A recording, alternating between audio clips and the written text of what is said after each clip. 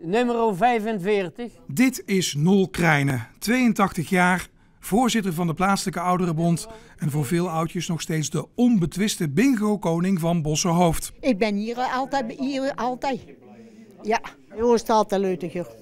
Ja, we maken er gewoon van hier. 18. Toch wankelt de positie van bingo-koning Krijnen, nu er in het pas geopende steunpunt voor ouderen in het dorp sinds vandaag ook bingo wordt gespeeld. Een hele mooie leeftijd, 70. Ja, we zijn een half jaar geleden begonnen in Bossenhoofd met dit steunpunt. En wij bieden allerlei activiteiten aan waarvan wij merken dat daar behoefte aan bestaat.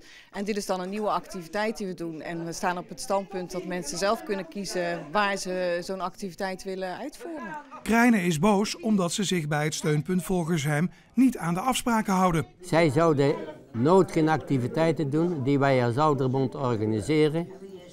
Zij zouden alleen maar aanvullende activiteiten doen die de ouderenbond niet heeft. Meneer Krijnen zegt afspraak is afspraak. Ja, en keuze is keuze. Mensen kunnen zelf kiezen waar willen we naartoe. 22.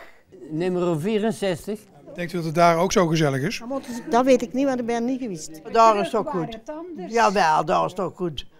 Zeker wel, je krijgt toch ook een bakje koffie en je krijgt toch ook, komt er ook weer worst rond. Binnenkort bespreekt voorzitter Krijnen de kwestie met de directeur van zorginstelling Groenhuizen. Wie gaat deze bingo-oorlog in Bossenhoofd winnen, denkt u? Ja, ik hoop van wij natuurlijk. Hè. Ik vind het vertrouwen niet meer redt en is er al een beetje een oorlog. En wie het hem gaat winnen, dat ligt aan de directeur van de Stichting Groenhuizen. Lang leven de koning. Bingo!